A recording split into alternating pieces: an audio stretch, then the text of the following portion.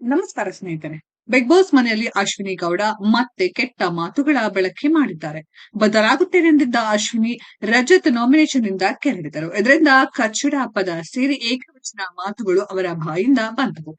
ಇದನ್ನ ಗಮನಿಸಿದ ಗಿಲ್ಲಿ ಅಶ್ವಿನಿ ಅವರನ್ನ ನೇರವಾಗಿ ತರಾಟೆಗೆ ತೆಗೆದುಕೊಂಡ್ರು. ಬದಲಾವಣೆ ಕೇವಲ ಮಾತಿಗೆ ಮಾತ್ರ ಸೀಮಿತವಾಗಿದೆ ಎಂದು ಪ್ರಶ್ನಿಸಿದ್ರು. ಅಶ್ವಿನಿಯ ಹಳೆ ಅವತಾರಕ್ಕೆ ಬಿಗ್ ಬಾಸ್ ಮನೆಯಲ್ಲಿ ಮತ್ತೆ ವಿವಾದ ಸೃಷ್ಟಿಯಾಗಿದೆ. ಬಿಗ್ ಬಾಸ್ ಮನೆಯಲ್ಲಿ ಅಶ್ವಿನಿ ಅವರ 2.0 ವರ್ಷನ್ ಆರಂಭ ಆಗಿತ್ತು. ತಮ್ಮ ಕೆಟ್ಟ ಮಾತುಗಳಿಂದ ಬೇರೆಯವರಿಗೆ ಮೈಲೇಜ್ ಸಿಗುತ್ತಿದೆ, ಬೇರೆಯವರು ಹೀರೋ ಆಗ್ತಿದ್ದಾರೆ ಅನ್ನೋದು ಅಶ್ವಿನಿ ಗೌಡ ಅವರಿಗೆ ಸ್ಪಷ್ಟವಾಗಿ ಅರಿವಾಗಿತ್ತು.